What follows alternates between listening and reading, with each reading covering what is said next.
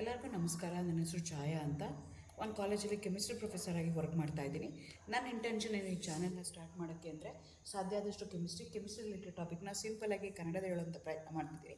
Chemistry ಇಷ್ಟ ಇಲ್ದಿರೋರ್ಗೂ chemistry ಕಡೆಗೆ ಸೆಳೆಯುವಂಥ ಪ್ರಯತ್ನ ನಾನು ಚಾನಲ್ನಲ್ಲಿ ಮಾಡ್ತಾಯಿದ್ದೀನಿ. ಸದ್ಯಕ್ಕೆ ನೀವೇನಾದರೂ ರಾಣಿ ಚೆನ್ನಮ್ಮ ಯೂನಿವರ್ಸಿಟಿನಲ್ಲಿ ಓದ್ತಾ ಇದ್ದೀರಾ, ಥರ್ಡ್ ಸೆಮ್ಮಲ್ಲಿ ಇದ್ದೀರಾ. ಸೊ ಅದರಲ್ಲಿ ನಿಮಗೆ ಯೂನಿಟ್ಸ್ಗಳು ಬರ್ತವೆ. ಥರ್ಡ್ ಯೂನಿಟಲ್ಲಿ ಒಂದು ಟಾಪಿಕ್ ಇದೆ ಥರ್ಮೋಡೈನಮಿಕ್ಸ್ ಅಂತ. ಅದರದ್ದು ಇವತ್ತು ವೀಡಿಯೋಸ್ ಸ್ಟಾರ್ಟ್ ಮಾಡ್ತಾ ಇದ್ದೀನಿ. ಆಲ್ರೆಡಿ ಯೂನಿಟ್ 4ಅಲ್ಲಿ ನಿಮಗೆ ಆಲ್ಕೋಹಾಲ್ಸು ಫಿನಾಲ್ಸು ಬರುತ್ತೆ. ಅದರದ್ದು videos already along with their question answers ಅದನ್ನು ಅಪ್ಲೋಡ್ ಮಾಡಿದ್ದೀನಿ. ಇವತ್ತಿಂದ ಥರ್ಡ್ ಯೂನಿಟಲ್ಲಿರುವಂಥ ಥರ್ಮೋಡೈನಮಿಕ್ಸ್. ಆ್ಯಕ್ಚುಲಿ ಥರ್ಡ್ ಯೂನಿಟಲ್ಲಿ 3 ನಿಮಗೆ ಸಬ್ ಟಾಪಿಕ್ಸ್ ಬರುತ್ತೆ. ಅದರಲ್ಲಿ ಒಂದು ಸಬ್ ಟಾಪಿಕ್ಕು ನಿಮಗೆ ಥರ್ಮೋಡೈನಮಿಕ್ಸ್. ಅದರದ್ದು ವೀಡಿಯೋಸ್ ಅಪ್ಲೋಡ್ ಮಾಡೋಣ ಅಂತ ಅಂದ್ಕೊಳ್ತಾ ಇದ್ದೀನಿ.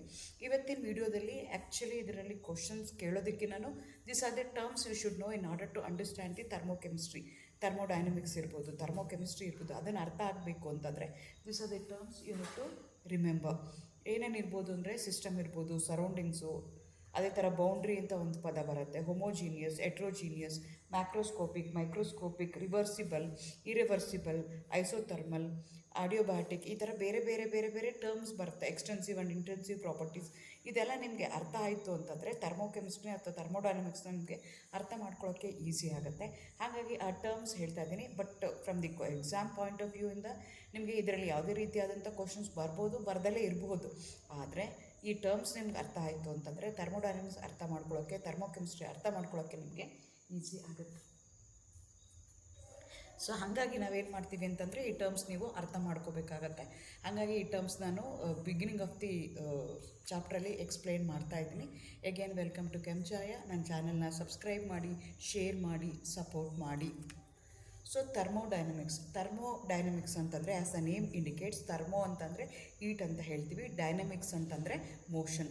ಸೊ ಹೀಟ್ ಏನಾಗ್ತಾ ಇದೆ, ಮೂವ್ ಆಗ್ತಾ ಇದೆ. Heat is a form of an energy ಏನಾಗ್ತಿದೆ, it is getting convert from one form to another form. ಅದನ್ನು ಏನು ಓದ್ತೀವಲ್ಲ ಅದಕ್ಕೆ ನಾವೇನಂತ ಕರಿತೀವಿ, ಥರ್ಮೋಡೈನಮಿಕ್ಸ್ ಅಂತ ಹೇಳ್ತೀವಿ. ಸೊ ಎನರ್ಜಿ ಏನಾಗುತ್ತೆ, dynamically it going to move from one form to another form.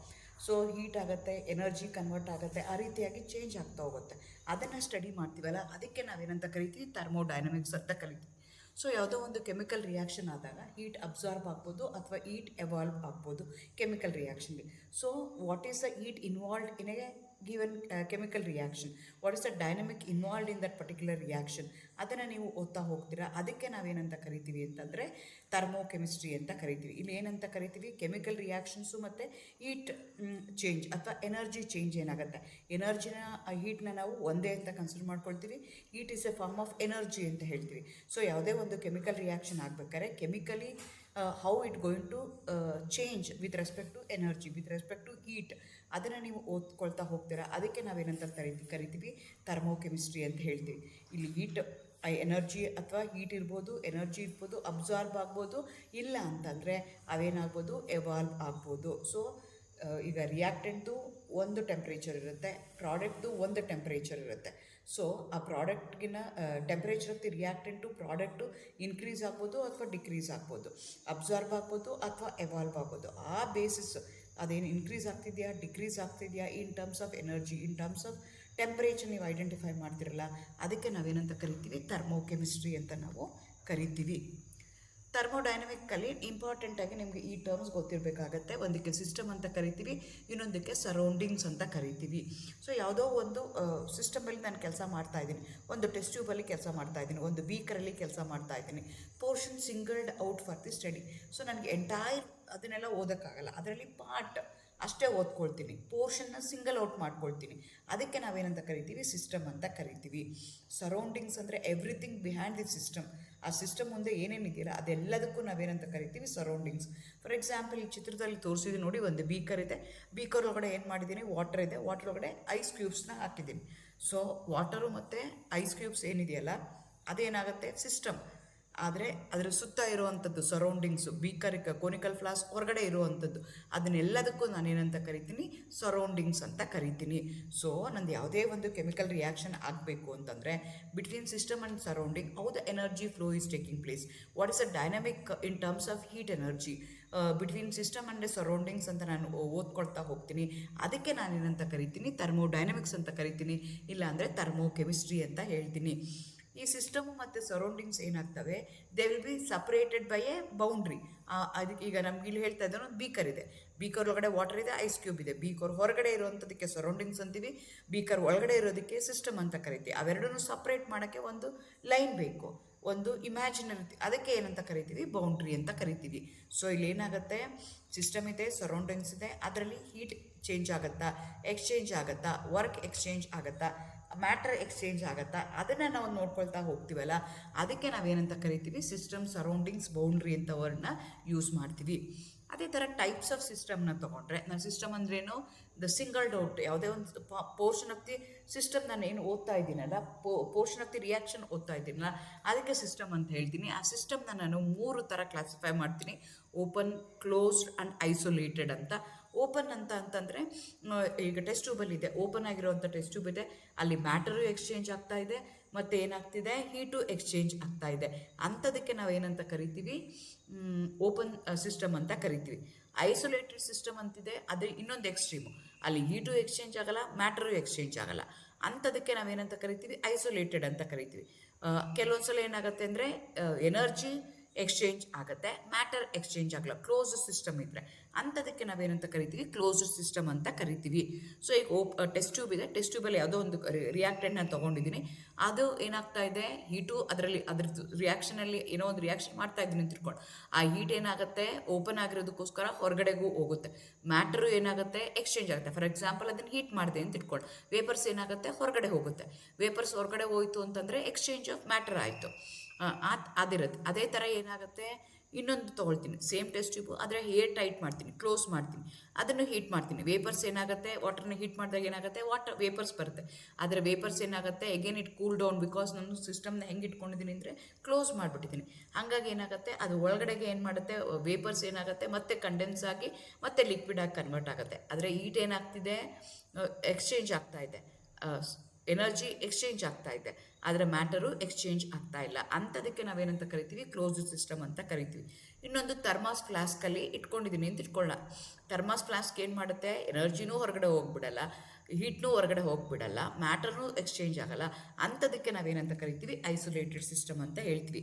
So ನಾವೇನು ಮಾಡ್ತಾ ಇದ್ದೀವಿ, ಕೆಮಿಕಲ್ ರಿಯಾಕ್ಷನ್ಸಲ್ಲಿ ಹೀಟ್ ಚೇಂಜ್ ಏನಾಗುತ್ತೆ ಅಂತ ನಾನು ಸ್ಟಡಿ ಮಾಡಬೇಕು ಅಂತಂದರೆ, ನಂದು ಯಾವ ಸಿಸ್ಟಮಲ್ಲಿ ಮಾಡ್ತಾ ಇದ್ದೀನಿ, ನಾನೇನದು ಓಪನ್ ಸಿಸ್ಟಮಲ್ಲಿ ಮಾಡ್ತಾ ಇದ್ದೀನಾ, ಕ್ಲೋಸ್ ಸಿಸ್ಟಮಲ್ಲಿ ಮಾಡ್ತಾ ಇದ್ದೀನಾ, ಐಸೋಲೇಟೆಡ್ ಸಿಸ್ಟಮಲ್ಲಿ ಮಾಡ್ತಿದ್ಯಾ ಅನ್ನೋದು ಇಂಪಾರ್ಟೆಂಟ್ ಆಗುತ್ತೆ. ಯಾಕೆ ಅಂತಂದರೆ, ನಿಮಗೆ ಕ್ಲೋಸ್ಡ್ ಸಿಸ್ಟಮಲ್ಲಿ, ಐಸೋಲೇಟೆಡ್ ಸಿಸ್ಟಮಲ್ಲಿ ಹೀಟ್ ಎಕ್ಸ್ಚೇಂಜ್ ಆಗೋವಂಥದ್ದು ಇದೆಯಾ ಇಲ್ವಾ, ಇದ್ದರೆ ಎಷ್ಟು ಮಟ್ಟಿಗೆ ಆಗುತ್ತೆ, ಅದ್ರ ಮೇಲೆ ನನಗೆ ಕೊಟ್ಟಿರುವಂಥ ಕೆಮಿಕಲ್ ರಿಯಾಕ್ಷನಲ್ಲಿ ಯಾವ ರೀತಿ ಹೀಟ್ ಅಬ್ಸಾರ್ವ್ ಆಗುತ್ತಾ, ಹೀಟ್ ಎವಾಲ್ವ್ ಆಗುತ್ತಾ, ಅದನ್ನು ನಾನು ಕಂಡುಹಿಡ್ಕೊಳ್ತಾ ಹೋಗ್ತೀನಿ. ಹಾಗಾಗಿ ಯಾವ ಟೈಪ್ ಆಫ್ ಎ ಸಿಸ್ಟಮಲ್ಲಿ ನಾನು ರಿಯಾಕ್ಷನ್ ಮಾಡ್ತಾ ಇದ್ದೀನಿ ಅನ್ನೋದು ಇಂಪಾರ್ಟೆಂಟ್ ಆಗುತ್ತೆ. ಅದೇ ಥರ ನಾವೇನು ಮಾಡ್ತೀವಿ ಅಂತಂದರೆ, ಇನ್ನೊಂದು ಟರ್ಮ್ ಯೂಸ್ ಮಾಡ್ತಾರೆ, ಹೊಮೋಜೀನಿಯಸ್ ಆ್ಯಂಡ್ ಹೆಟ್ರೋಜೀನಿಯಸ್ ಅಂತ ಹೇಳ್ತಾರೆ. ಓನ್ಲಿ ಒನ್ ಫೇಸ್ ಇತ್ತು ಅಂತ ಇಟ್ಕೊಳ್ಳೋಣ, ಅಂದರೆ ಹೋಮೋಜೀನಿಯಸ್ ಅಂದರೆ ಸಿಂಗಲ್ ಆಗಿರೋವಂಥದ್ದು, ಈಸಿಯಾಗಿ ಮಿಕ್ಸ್ ಆಗುವಂಥದ್ದು, ಸಿಂಗಲ್ ಕಾಂಪೊನೆಂಟ್ ಇರುವಂಥದ್ದು. ಅಂಥದಕ್ಕೆ ನಾವೇನಂತ ಕರಿತೀವಿ, ಹೋಮೋಜೀನಿಯಸ್ ಅಂತ ಕರಿತೀವಿ. ಈಗ ವಾಟರ್ ಆ್ಯಂಡ್ ಆಲ್ಕೋಹಾಲ್ ಇದೆ, ಆಲ್ಕೋಹಾಲ್ಗೆ ವಾಟರ್ ಹಾಕಿದ್ರೆ ಎರಡು ಒಂದಕ್ಕೊಂದು ಡಿಸಾಲ್ವ್ ಆಗಿಬಿಡುತ್ತೆ, ಮಿಸಿಬಲ್ ಸಾಲ್ವೆಂಟ್ಸ್ ಅವು. ಹಾಗಾಗಿ ಅದರಲ್ಲಿ ಯಾವುದು ವಾಟರು ಯಾವುದು ನನಗೆ ಆಲ್ಕೋಹಾಲ್ ಅಂತ ಗೊತ್ತಲ್ಲ, ಒನ್ಸ್ ದೇ ಆರ್ ಮಿಕ್ಸ್ಡ್. ಅಂಥದಕ್ಕೆ ನಾನು ಏನಂತ ಕರಿತೀನಿ, ಹೊಮೋಜಿನಿಯಸ್ ಮಿಕ್ಸ್ಚರ್ ಅಂತ ಕರಿತೀನಿ. ಅದೇ ಥರ ಸೋಡಿಯಂ ಕ್ಲೋರೈಡ್ ದಿನ ತಿನ್ನೋಂಥ ಉಪ್ಪು, ತಿನ್ನೋ ಉಪ್ಪು, ಅದಕ್ಕೆ ಏನು ಮಾಡ್ತೀನಿ, ವಾಟರ್ ಹಾಕ್ತೀನಿ, ಸೊಲ್ಯೂಷನ್ ಆಗುತ್ತೆ. ಆ ಸೊಲ್ಯೂಷನ್ ಆದಮೇಲೆ ಅದು ಯಾವುದು ವಾಟರು ಯಾವುದು ಸೋಡಿಯಂ ಕ್ಲೋರೈಡು ನಾನು ಡಿಫ್ರೆನ್ಷಿಯೇಟ್ ಮಾಡೋಕ್ಕಾಗಲ್ಲ. ಸೊ ಅಂಥದ್ದು ಒಂದೇ ಒಂದು ಫೇಸ್ ಇತ್ತು ಅಂತಂದರೆ ಅವಾಗ ಅದನ್ನ ಏನಂತ ಕರಿತೀನಿ, ಹೊಮೋಜೀನಿಯಸ್ ಅಂತ ಕರಿತೀನಿ, ಸಿಂಗಲ್ ಕಾಂಪೊನೆಂಟ್ ಸಿಸ್ಟಮ್ ಅಂತ ಕರಿತೀನಿ. So usually solution with miscible liquids ಇರ್ಬೋದು. ಈಗ ಏರ್ ಇದೆ, ಗಾಳಿ ಒಳಗಡೆ ಏನಾಗಿದೆ, ಮಿಕ್ಸ್ಚರ್ ಇದೆ, ಹೈಡ್ರೋಜನ್ ಇದೆ, ನೈಟ್ರೋಜನ್ ಇದೆ, ಆಕ್ಸಿಜನ್ ಇದೆ. ಆ ಮಿಕ್ಸ್ಚರನ್ನು ನಾನು ಸಪ್ರೇಟ್ ಮಾಡೋಕ್ಕಾಗಲ್ಲ, ಅದು ಹೆಂಗೆ ಅಂದರೆ ಒಂದಕ್ಕೊಂದು ಮಿಕ್ಸ್ ಆಗಿಬಿಟ್ಟಿದೆ, ಹೊಮೋಜೀನಿಯಸ್ ಆಗಿ ಒಂದರೊಳಗಡೆ ಒಂದು ಮಿಳಿತಾಗ್ಬಿಟ್ಟಿದೆ, ಒಂದರೊಳಗಡೆ ಒಂದು ಮಿಕ್ಸ್ ಆಗಿಬಿಟ್ಟಿದೆ. ನಾನು ಅದನ್ನು ಸಪ್ರೇಟ್ ಮಾಡೋಕ್ಕಾಗಲ್ಲ, ಅದನ್ನೆಲ್ಲನೂ ಏನಂತ ಕರಿತೀನಿ, ಒಂದೇ ಕಾಂಪೊನೆಂಟ್ ಅಂತ ಕನ್ಸಿಡರ್ ಮಾಡ್ತೀನಿ. ಅದನ್ನು ಅಂಥ ಸಿಸ್ಟಮ್ಗೆ ನಾವೇನಂತ ಕರಿತೀವಿ, ಹೊಮೋಜೀನಿಯಸ್ ಅಂತ ಕರಿತೀವಿ. ಅದೇ ಥರ ಜಿಂಕ್ ಇರ್ಬೋದು, ಆಕ್ಸಿಜನ್ ಇರ್ಬೋದು, ವಾಟರ್ ಇರ್ಬೋದು, ಇದನ್ನೆಲ್ಲನೂ ನಾವೇನಂತ ಕರಿತೀವಿ, ಸಿಂಗಲ್ ಕಾಂಪೊನೆಂಟ್ ಸಿಸ್ಟಮ್ ಅಂತೀವಿ. ಸಿಂಗಲ್ ಆಗಿ ಇತ್ತು ಅಂತಂದರೆ ಅಂಥದನ್ನ ಹೊಮೋಜೀನಿಯಸ್ ಸಿಸ್ಟಮ್ ಅಂತ ಹೇಳ್ತೀವಿ. ಹೆಂಗೆ ನಿಮಗೆ open chain, open system, isolated system, close system ಅಂತ ಹೇಳ್ತೀವಲ್ಲ, ಅದೇ ರೀತಿ ಹೋಮೋಜಿನಿಯಸ್ ಸಿಸ್ಟಮು, ಹೆಟ್ರೋಜಿನಿಯಸ್ ಸಿಸ್ಟಮು ನಿಮಗೆ ಗೊತ್ತಿರಬೇಕಾಗತ್ತೆ. ಇಲ್ಲೇನಾಗುತ್ತೆ ಅಂದರೆ ಹೆಟ್ರೋಜಿನಿಯಸ್ ಅಂದರೆ two immiscible. For example water and benzene ತೊಗೊಳ್ತೀನಿ, ಆಯಿಲ್ ಆ್ಯಂಡ್ ವಾಟರ್ ತೊಗೊಳ್ತೀನಿ. ಅವೆರಡು ಏನಾಗುತ್ತೆ, ಒಂದೇ ಟೆಸ್ಟ್ ಟ್ಯೂಬ್ ಹಾಕಿದ್ದೀನಿ, ಆದರೆ ಒಂದರಲ್ಲೊಂದವು ಮಿಕ್ಸ್ ಆಗಲ್ಲ. ಸೊ ಅವೆರಡು ಏನಾಗುತ್ತೆ, they will be separated by a boundary depending upon there density. ಅದರದ್ದು ಡೆನ್ಸಿಟಿ ಯಾವುದಿದೆಯಲ್ಲ ಆ ಬೇಸಿಸ್ ಮೇಲೆ ಎರಡು ಲೇಯರ್ಸು ನಮಗೆ ಕಾಣಿಸ್ತಾ ಹೋಗುತ್ತೆ. ಅವೆರಡರ ಮಧ್ಯದಲ್ಲಿ ಒಂದು ಬೌಂಡ್ರಿ ಇರುತ್ತೆ. ಅಂಥದಕ್ಕೆ ನಾವೇನಂತ ಕರಿತೀವಿ, ಹೆಟ್ರೋಜಿನಿಯಸ್ ಸಿಸ್ಟಮ್. ಇದು ಯಾಕೆ ನಾವು ತಿಳ್ಕೊಬೇಕು ಅಂತಂದರೆ, ಹೋಮೋಜಿನಿಯಸ್ ಸಿಸ್ಟಮಲ್ಲಿ ಹೀಟ್ ಇವಾಲ್ವ್ ಆಗುವಂಥದ್ದು ಅಥವಾ ಎನರ್ಜಿ ಎಕ್ಸ್ಚೇಂಜ್ ಆಗುವಂಥದ್ದು compare to the heterogeneous system vary ಆಗುತ್ತೆ. ಸೊ ಹಾಗಾಗಿ ಯಾವ ಟೈಪ್ ಸಿಸ್ಟಮಲ್ಲಿ ನಾನು ಮಾಡ್ತಾ ಇದ್ದೀನಿ, ಓಪನಲ್ಲಿ ಮಾಡ್ತಾ ಇದ್ದೀನಾ, ಕ್ಲೋಸ್ಡಲ್ಲಿ ಮಾಡ್ತಾ ಇದ್ದೀನಾ, ಐಸೋಲೇಟೆಡಲ್ಲಿ ಮಾಡ್ತಾ ಇದ್ದೀನಾ, ಕೊಟ್ಟಿರುವಂಥ ಸಿಸ್ಟಮು ಹೋಮೋಜಿನಿಯಸ್ ಆಗಿದೆಯಾ, ಹೆಟ್ರೋಜಿನಿಯಸ್ ಆಗಿದೆಯಾ, ಅದು ನನಗೆ ಬೇಕಾಗತ್ತೆ. ಸೊ ಈಗ ಏನಾಗುತ್ತೆ, solid identical with liquid, ice and water ಇದೆ. ಅವೆರಡು ಏನಾಗುತ್ತೆ, even though the component same ಇರ್ಬೋದು, ಹೊರಗಡೆ ಇರುವಂಥ ಕೆಮಿಕಲ್ ಸೇಮ್ ಇರ್ಬೋದು, ಆದರೆ I can differentiate between them. Water ಮೇಲೆ ಏನಾಗುತ್ತೆ, ಐಸು ಫ್ಲೋಟ್ ಆಗುತ್ತೆ. ಸೊ ಈ ಥರ ಇರೋದಕ್ಕೆ ನಾವೇನಂತ ಕರಿತೀವಿ, ಹೆಟ್ರೋಜೀನಿಯಸ್ ಅಂತೀವಿ. ಅದೇ ಥರ ಲಿಕ್ವಿಡ್ ಐಡೆಂಟಿಕಲ್ ವಿತ್ ವೇಪರ್ ಅಂದರೆ ವಾಟರ್ ವೇಪರ್, ಅವನ್ನ ನಾವು ಡಿಫ್ರೆನ್ಶಿಯೇಟ್ ಮಾಡೋಕ್ಕಾಗಲ್ಲ. ಸೊ ಈ ರೀತಿ ಇರುವಂಥ ಸಿಸ್ಟಮ್ಗೆ ನಾವೇನಂತ ಕರಿತೀವಿ, ಹೆಟ್ರೋಜೀನಿಯಸ್ ಸಿಸ್ಟಮ್ ಅಂತ ಕರಿತೀವಿ. ಅದೇ ಥರ ಇನ್ನೊಂದು ಟರ್ಮ್ ನಾವು ಯೂಸ್ ಮಾಡ್ತೀವಿ, ಅದಕ್ಕೆ ಏನಂತ ಕರಿತೀವಿ ಅಂದರೆ ಮ್ಯಾಕ್ರೋಸ್ಕೋಪಿಕ್ ಸಿಸ್ಟಮ್, ಮೈಕ್ರೋಸ್ಕೋಪಿಕ್ ಸಿಸ್ಟಮ್ ಅಂತ ಹೇಳ್ತೀವಿ. System which consist of A large number of atoms, ions R A molecules is called as macroscopic. ಅಂದರೆ ಏನಾಗುತ್ತೆ, they measurable properties associate with the system is called as the macroscopic properties. ಈಗ ಏನಾಗುತ್ತೆ ಅಂತಂದರೆ large number of molecules ಇರ್ತವೆ, ಅವು involve ಆಗಿದ್ದರೆ ಅಂಥದಕ್ಕೆ ನಾವೇನಂತ ಕರಿತೀವಿ, ಮ್ಯಾಕ್ರೋಸ್ಕೋಪಿಕ್ ಸಿಸ್ಟಮ್ ಅಂತ ಕರಿತೀವಿ.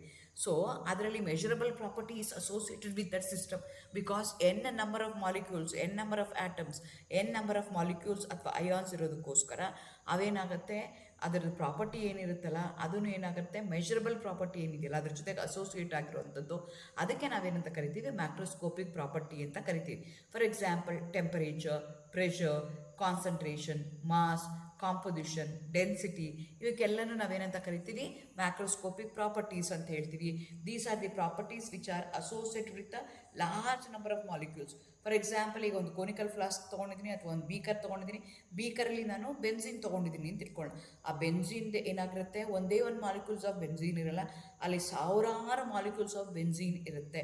ಸೊ ಅದನ್ನು ನಾನು ಏನಾದರೂ ಹೀಟ್ ಮಾಡಿ ಅದರದ್ದು ಮೆಲ್ಟಿಂಗ್ ಪಾಯಿಂಟ್ ಕಂಡುಹಿಡಿಬೇಕು ಅಂದರೆ each and every molecule which is involved in that particular composition remains same. ಹಾಗಾಗಿ ಏನಾಗುತ್ತೆ, ಆ ಟೆಂಪರೇಚರು ಮೆಜರಬಲ್ ಆಗಿರುವಂಥದ್ದನ್ನು ನಾನು ಯೂಸ್ ತೊಗೋಬೇಕು. ಅಂಥದಕ್ಕೆ ನಾವೇನಂತ ಕರಿತೀವಿ, ಮ್ಯಾಕ್ರೋಸ್ಕೋಪಿಕ್ ಪ್ರಾಪರ್ಟೀಸ್ ಅಂತ ಕರಿತೀವಿ. ಅದೇ ಥರ ಇನ್ನೊಂದು ಪ್ರಾಪರ್ಟಿ ಅಸೋಸಿಯೇಟೆಡ್ ಆಗಿದೆ, ಅದಕ್ಕೆ ನಾವೇನು ಕರಿತೀವಿ ಅಂತಂದರೆ,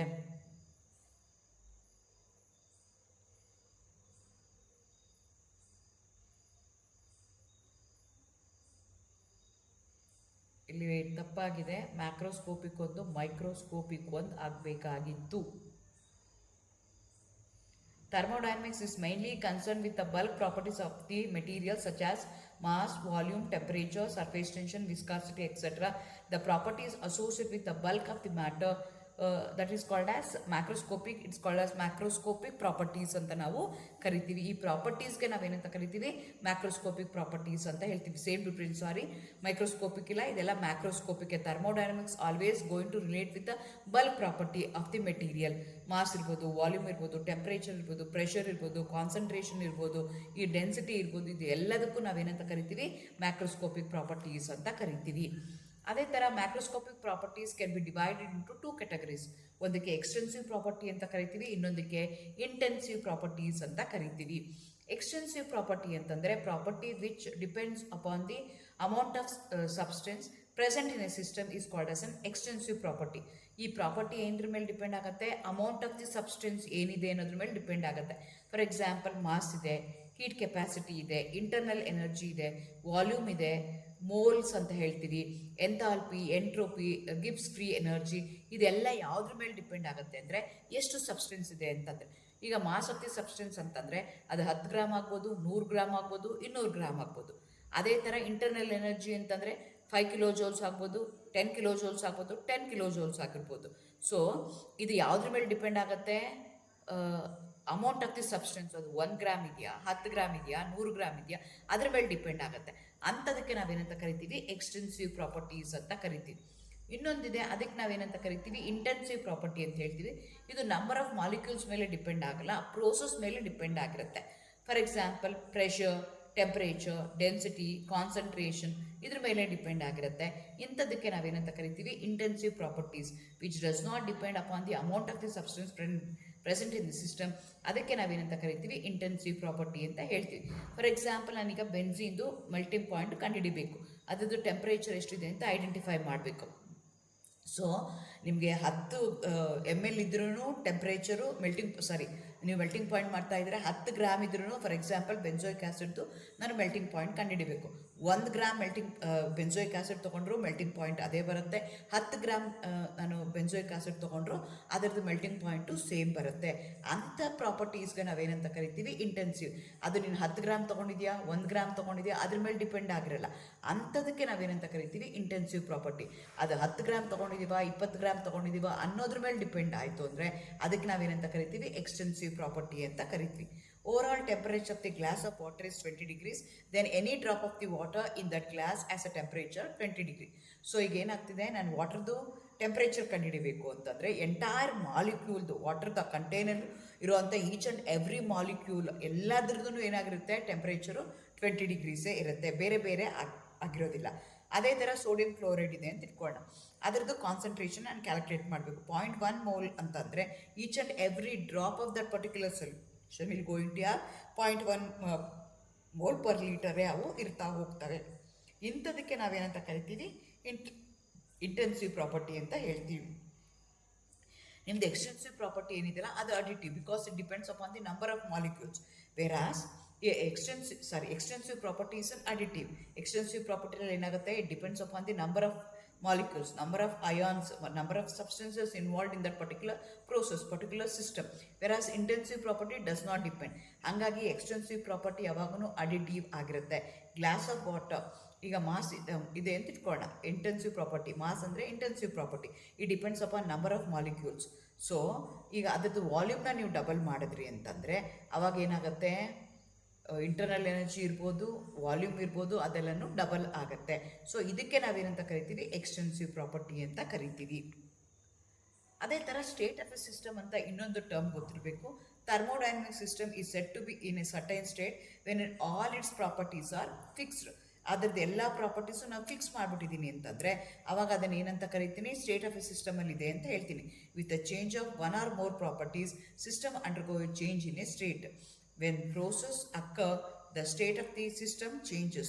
First and the last state of the system is called as initial and final stage respectively. ಈಗ ಏನಾಗ್ತಿದೆ, ಯಾವುದೋ ಒಂದು ರಿಯಾಕ್ಷನ್ ಇದೆ, ಆ ರಿಯಾಕ್ಷನ್ ನಾನು ಮಾಡ್ತಾ ಇದ್ದೀನಿ. ಆ ರಿಯಾಕ್ಷನ್ನ ಮಾಡಬೇಕಾದ್ರೆ ನಾನೇನು ಮಾಡ್ತಾ ಇದ್ದೀನಿ, ಸೆಟ್ ಮಾಡಿಬಿಟ್ಟಿದ್ದೀನಿ ಸ್ಟೇಟ್, ಅದರದ್ದು ಫಿಕ್ಸ್ ಮಾಡಿಬಿಟ್ಟಿದ್ದೀನಿ ಅದರದ್ದು ಪ್ರಾಪರ್ಟೀಸ್. ಅದನ್ನೇನಾದರೂ ಯಾವ್ದಾದ್ರು ಒಂದು ಪ್ರಾಪರ್ಟಿ ನಾನು ಚೇಂಜ್ ಮಾಡಿದ್ರೂ ಸ್ಟೇಟ್ ಆಫ್ ದಿ ಸಿಸ್ಟಮ್ ಏನಾಗುತ್ತೆ, ಚೇಂಜ್ ಆಗುತ್ತೆ. ಅದಕ್ಕೆ ಇನಿಷಿಯಲ್ ಸ್ಟೇಜ್ ಅಂತ ಕರಿತೀವಿ, ಫೈನಲ್ ಸ್ಟೇಜ್ ಅಂತ ಕರಿತೀವಿ. ಆ ರೀತಿಯಾಗಿ ಸಿಸ್ಟಮಲ್ಲಿ ಇರುತ್ತೆ, ಬಿಗಿನಿಂಗಲ್ಲಿ ಯಾವುದಿರುತ್ತೆ, ಕೊನೆಗೆ ಯಾವುದಿರುತ್ತೆ. ಅದೇ ಥರ ಸ್ಟೇಟ್ ಫಂಕ್ಷನ್ ಅಂತ ಇನ್ನೊಂದು ಪದ ಯೂಸ್ ಮಾಡ್ತೀವಿ. The property that depends only on the initial and final stages. ಯಾವುದಕ್ಕೆ ಇನಿಷಿಯಲ್ ಸ್ಟೇಜ್ ಎಷ್ಟಿದೆ, ಫೈನಲ್ ಸ್ಟೇಜ್ ಎಷ್ಟಿದೆ ಅಂತ ಡಿಪೆಂಡ್ ಆಗುತ್ತಲ್ಲ, ಅದಕ್ಕೆ ನಾವೇನಂತ ಕರಿತೀವಿ, ಸ್ಟೇಟ್ ಫಂಕ್ಷನ್ ಅಂತ ಕರಿತೀವಿ. ಅದು ಏನಾಗಿರ್ಬೋದು, ಇಂಟರ್ನಲ್ ಎನರ್ಜಿ ಆಗಿರ್ಬೋದು, ಟೆಂಪ್ರೇಚರ್ ಆಗಿರ್ಬೋದು, ಪ್ರೆಷರ್ ಆಗಿರ್ಬೋದು, ವಾಲ್ಯೂಮ್ ಆಗಿರ್ಬೋದು, ಎಂಥಾಲ್ಪಿ ಆಗಿರ್ಬೋದು, ಎಂಟ್ರೋಪಿ ಇರ್ಬೋದು. ಇದನ್ನೆಲ್ಲ ನಾವು ಏನಂತ ಕರಿತೀವಿ, ಸ್ಟೇಟ್ ಫಂಕ್ಷನ್ ಅಂತ ಕರಿತೀವಿ. ಅದೇ ಥರ ಪಾತ್ ಆಫ್ ದಿ ಫಂಕ್ಷನ್ ಅಂತಲೂ ಹೇಳ್ತೀವಿ. ಯಾವ ಪಾತಲ್ಲಿ ರಿಯಾಕ್ಷನ್ ಆಗ್ತಾ ಇದೆ, property that depends upon the process taken, not only on initial and final stages. Initial and final stages ಮೇಲೆ ಡಿಪೆಂಡ್ ಆಗಿದ್ರೆ ಅಂಥದ್ದನ್ನ ನಾವೇನಂತ ಕರಿತೀವಿ, ಸ್ಟೇಟ್ ಫಂಕ್ಷನ್ ಅಂತ ಕರಿತೀವಿ. ಅದ್ರ ಮೇಲೆ ಸ್ಟೇಟ್ ಇದು ಯಾವ ಥರ ಪ್ರೋಸೆಸ್ ಮೇಲೆ ಆಗ್ತಿದೆ ಅನ್ನೋದ್ರ ಮೇಲೆ ಡಿಪೆಂಡ್ ಆಗಲ್ಲ. It doesn't depend on initial and final stages, it depends only on the process that taken. ಅಂಥದಕ್ಕೆ ನಾವೇನಂತ ಕರಿತೀವಿ, ಪಾತ್ ಫಂಕ್ಷನ್ ಅಂತ ಕರಿತೀವಿ. ಹೀಟ್ ಆಗಿರ್ಬೋದು, ವರ್ಕ್ ಆಗಿರ್ಬೋದು, ಇದಕ್ಕೆ ನಾವೇನಂತ ಕರಿತೀವಿ, ಪಾತ್ ಫಂಕ್ಷನ್ ಅಂತ ಕರಿತೀವಿ. ಅದೇ ಥರ ಥರ್ಮೋಡೈನಮಿಕ್ ಪ್ರೋಸೆಸಸ್ ಅಂತ ಹೇಳ್ತೀವಿ. ಈಗ ಏನಾಗುತ್ತೆ, state of a system change ಆಗುತ್ತೆ from one operation to another operation. So ಅವಾಗ ಏನಾಗುತ್ತೆ, ಚೇಂಜ್ ಆಫ್ ದಿ ಕಂಡೀಷನ್ಸ್ನ ನಾನು ಚೇಂಜ್ ಮಾಡಬೇಕಾಗತ್ತೆ. ಅದನ್ನು ನಾನು ಸ್ಟೇಟ್ ಆಫ್ ದಿ ಸಿಸ್ಟಮ್ನ ಚೇಂಜ್ ಮಾಡಬೇಕು ಅಂದರೆ ಲೈಕ್ ಟೆಂಪ್ರೇಚರು, ಪ್ರೆಷರು, ವಾಲ್ಯೂಮು, ಇದಕ್ಕೆ ನಾವು ಈ ಥರ ಏನು ಮಾಡಬೇಕಾಗತ್ತೆ, ನಾನು ಚೇಂಜ್ ಆಫ್ ಕಂಡೀಷನ್ ಮಾಡಿದಾಗ ನನಗೆ ಬೇರೆ ಬೇರೆ ಪ್ರೋಸೆಸ್ ಬರ್ತಾ ಹೋಗುತ್ತೆ. ಆ ಥರ್ಮೋಡೈನಮಿಕ್ ಪ್ರೋಸೆಸ್ ಯಾವುದು ಅಂತಂದರೆ 5 ಇದ್ದಾವೆ. Isothermal, adiabatic, isobaric, isochoric, cyclic process ಅಂತ ಹೇಳ್ತೀವಿ.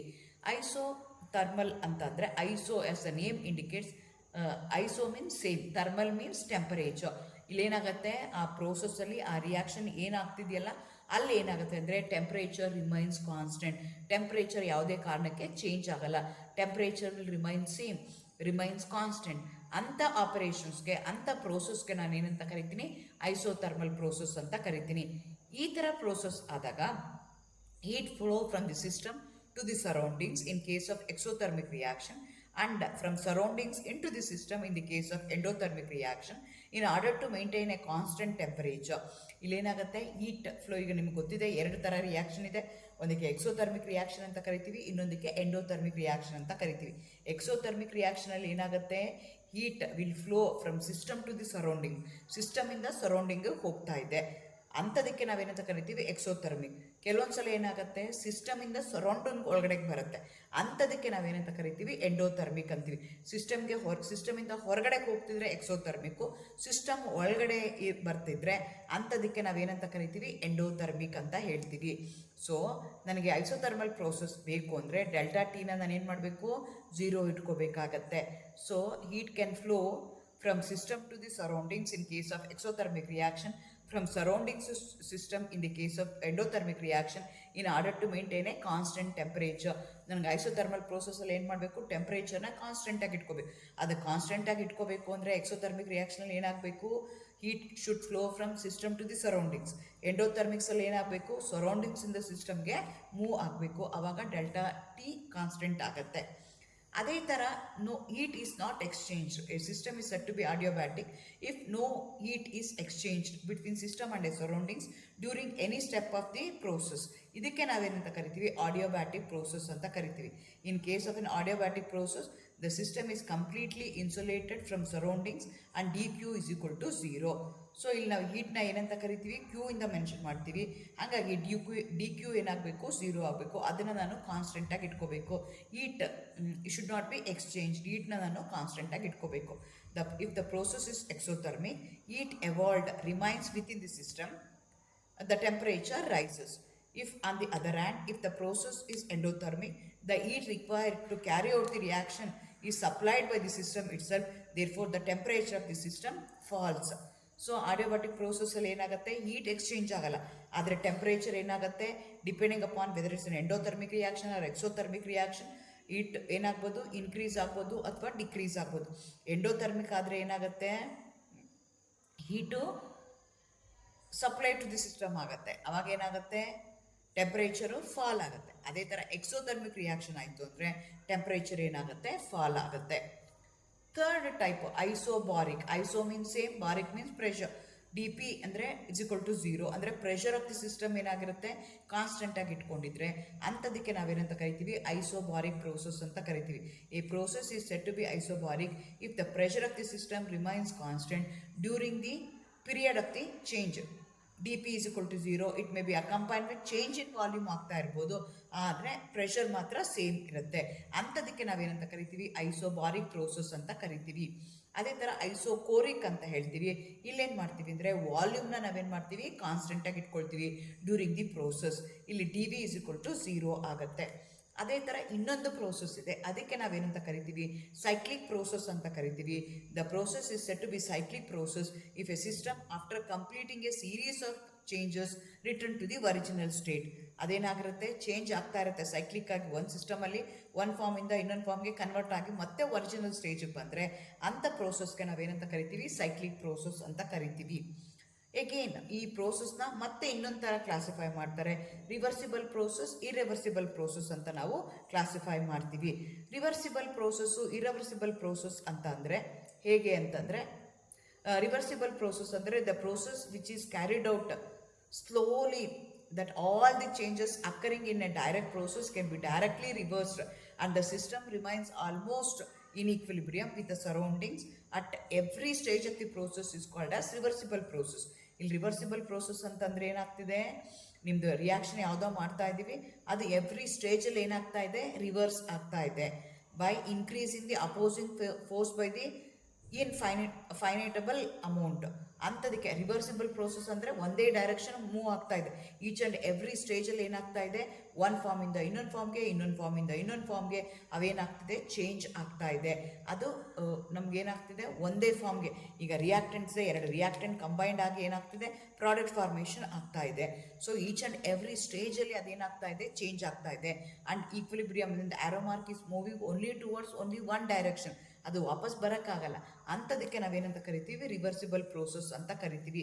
ಎರಡನೇದಕ್ಕೆ ಇರಿವರ್ಸಿಬಲ್ ಪ್ರೋಸೆಸ್ ಅಂತ ಹೇಳ್ತೀವಿ. ಇದು ಏನಾಗುತ್ತೆ, ಇದು ತುಂಬ ಸ್ಲೋ ಆಗುತ್ತೆ, ಬಟ್ ಎವ್ರಿ ಸ್ಟೇಜಲ್ಲಿ ಏನಾಗುತ್ತೆ, ರಿಯಾಕ್ಟೆಂಟ್ಸು ಪ್ರಾಡಕ್ಟಾಗಿ ಕನ್ವರ್ಟ್ ಆಗುತ್ತೆ, ಪ್ರಾಡಕ್ಟ್ಸು ರಿಯಾಕ್ಟೆಂಟಾಗಿ ಕನ್ವರ್ಟ್ ಆಗುತ್ತೆ. ಇದಕ್ಕೆ ನಾವೇನಂತ ಕರಿತೀವಿ, ಇರಿವರ್ಸಿಬಲ್ ಪ್ರೋಸೆಸ್ ಅಂತ ಹೇಳ್ತೀವಿ. These are the terms you should understand. ಇದೆಲ್ಲ ಟರ್ಮ್ಸ್ ನನಗೆ ಏನೇನು ಹೇಳಿದ್ನಲ್ಲ ಅದೆಲ್ಲ ಟರ್ಮ್ಸ್ ಮೇಲೆ ಕ್ವಶನ್ಸ್ ಬರ್ದಲೇ ಇರ್ಬೋದು ನಿಮಗೆ ಎಕ್ಸಾಮಲ್ಲಿ. ಬಟ್ ಇದ್ರ ಮೇಲೆ ನಿಮ್ಗೆ ಎಲ್ಲ ರೀತಿಯಾದಂಥ ಇದು ಅರ್ಥ ಆಯಿತು ಅಂತಂದರೆ ಮುಂದೆ ನಿಮಗೆ ಥರ್ಮೋಕೆಮಿಸ್ಟ್ರಿ ಅರ್ಥ ಮಾಡ್ಕೊಳ್ಳೋಕ್ಕೆ, ನೋಡ್ಕೊಳ್ಳೋಕ್ಕೆ ಈಸಿ ಆಗುತ್ತೆ.